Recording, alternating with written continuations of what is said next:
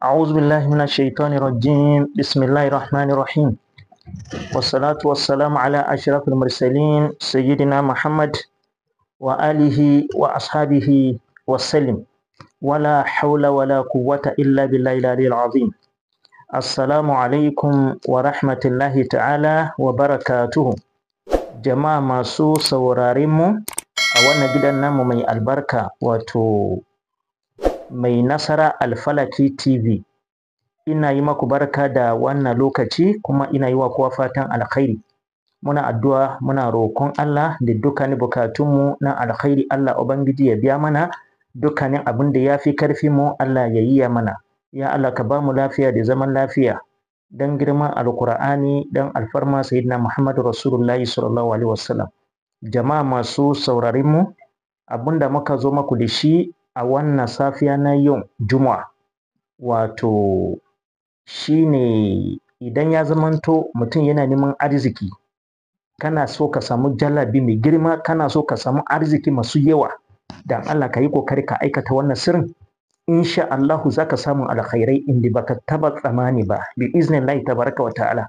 wannan sirrin yana da kyau sosai musamman in dai kai dan kasuwa ne kuma a wannan lokacin da muke ciki inda mushtari yana buridin sultan na'am insha Allah idan ka aikata wannan sirrin zaka samu alkhairi masu yawa Allah ban ya samu dace amma ba tare da bata lokaci ba kafin mu je kin bayani yadda wannan sirri mai albarkan yake in dai wannan shine farko shigowar ka wannan gidan nan mai albarka da Allah kar a manta a yi mana subscribe a danna mana kararrawa domin shirye-shiryen namu ya dinga zo maku kai tsaye idan muka saka a yi mana liking a yi mana sharing dan al'umma annabi da yawa su amfana da wannan sirri mai albarka yadda ake yin wannan sirrin shine kamar haka ana samun farin zabuwa ake samowa guda ɗaya amma wanda ya yi shekara wanda ta yi shekara za ka samu farin zabuwa guda ɗaya shekararriya shine za ka samu idan ka samu wannan ana yin wannan aikin a ranar alhamis ake aikata wannan aiki idan ka samu wannan farin zabuwa sai ka yanka ta idan ka yanka ta sai ka jara wannan zabuwa din ka cire gashin sai ka yanke kai da kafa ka haɗa na shi waje ɗaya ba zubar da su ka haɗa na shi waje ɗaya kuma idan ka farke cikin sai ka cire anjima duk kayan cikin sai ka cire shi ka haɗa shi da gashi da kai da kafan nan na'am wannan zabuwar sai ka yanka shi gidan 16 shine za ka yanka wannan zabuwa din sannan sai ka samu wato wani kananan yaji ana ce masa tsirugu sai ka same shi idan ka samu wannan tsirugun shi ma sai ka dan nike shi tare da kauce tumfafiya amma kauce tumfafiyan kaɗan kawai za ka dan samowa nan sai ka dake shi da juna idan ka dake shi ka nike shi sosai ya kuma gari sai ka haɗa nasu sannan sai ka rubuta wannan aya wato bismillahir rahmanir rahim wa taj'aluna rizqakum annakum tukadzibun zaka rubuta kafa 1000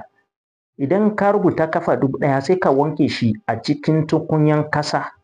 ba yin shi da tukunyan kwano saboda kar a dinga kira na ana ce za a dinga yi da tukunyan kwano ba yi wannan aikin da tukunyan kwano tukunyan kasa zaka je ka nema sabo sai ka wanke shi sosai musamman idan ka samu ganyen shiwaka sai ka wanke wannan tukunyan da ganyen shiwaka sannan sai ka wanke wannan rubutun a cikinsa idan ka wanke wannan rubutun a cikinsa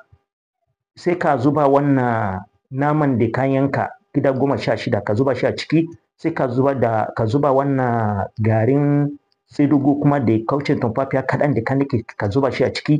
sannan sai ka haza shi a kan wuta ka sa gishiri ka sa yaji ka sa duk abin kayan haɗi amma ban da tafarnuwa kuma da albasa ba sa tafarnuwa kuma ba sa albasa idan ka gama sai ka dafa shi sosai ya dahu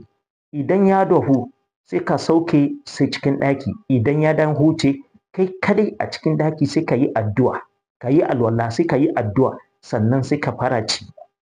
ana so ka cinye wannan naman tatas idan ba za ka iya ci lokaci ɗaya ba in ka gaji za ka iya dan hutawa an juma kaɗan sai ka kara koma amma idan ba za ka iya ci lokaci ɗaya ba idan ka ci ba so ka kara cin wani abu a samansa sai ka gama cin wannan zabuwa din idan ka gama ci romun ana so ka lashe amma ban da fasuwa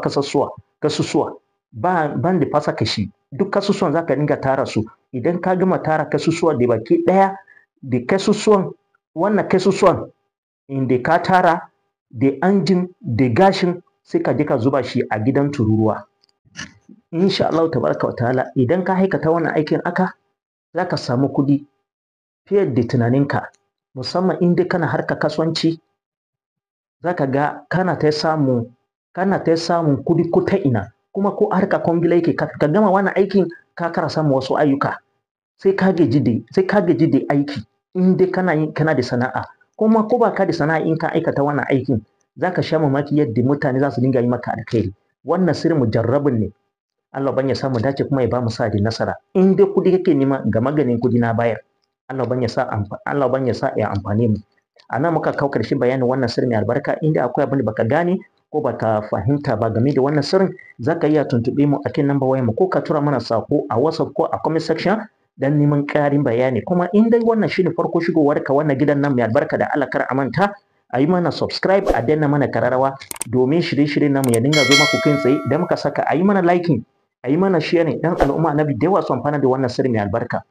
Allah Ubangiji ya sa mana ijaba a cikinsa albarkacin sayyidina Muhammad Rasulullah sallallahu alaihi wasallam Allahumma salli ala sayyidina Muhammad wa ala alihi wa ashabihi wa sallim assalamu alaikum wa rahmatullahi ta'ala wa barakatuhu